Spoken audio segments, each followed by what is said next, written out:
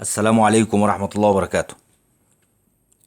هنتكلم عن القنوات والترددات اللي هي هتنقل ماتش الأهلي والوداد يوم الأحد إن شاء الله.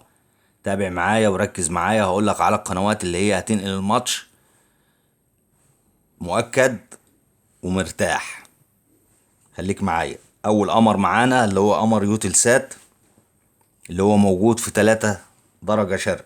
قمر يوتلسات اللي هو موجود في 3 درجة شرق، عليه القناة المغربية TNT، ودي موجودة على التردد 11662 اتش. 11662 اتش، معدل ترميز 7200. والقناة دي طبعا هتقدر تستقبلها بطبق 70 سنتي وطبق متر.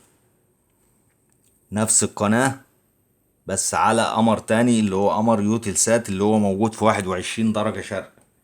21 درجة شرق.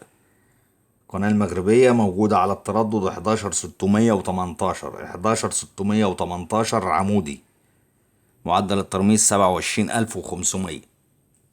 دي برضو هتقدر تستقبلها بطبق 70 سنتي. القمر يوتلسات. نيجي على قمر يوتلسات اللي هو موجود في 16 درجة شرق. 16 درجة شرق. القناة اللي هي اسمها اس اس، ودي موجودة على التردد 11220. 11220 افقي. 11220 افقي، معدل الترميز 30000. معدل الترميز 30000.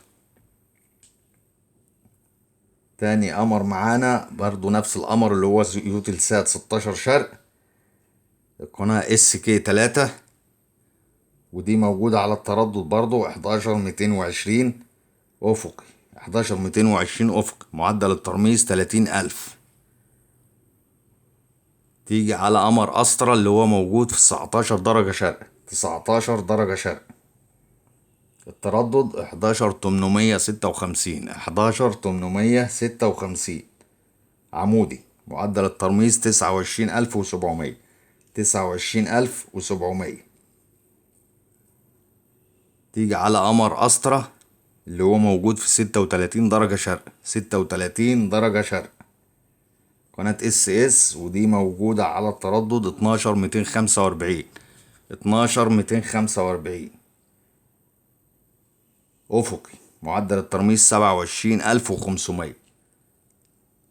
آخر قمر معانا اللي هو قمر انتلسات اللي هو موجود في 68 درجة شرق. 68 درجة شرق،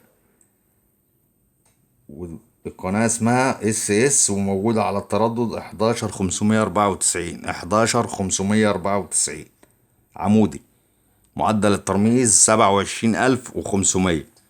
دي الأقمار والقنوات اللي هي هتذيع الماتش. أما بالنسبة للنايل سات مفيش حاجة على النايل سات هتذيع، وما تتعبش نفسك إن النايل سات هيذيع أو الكلام ده كله. النايل سات مش هيذيع حاجة.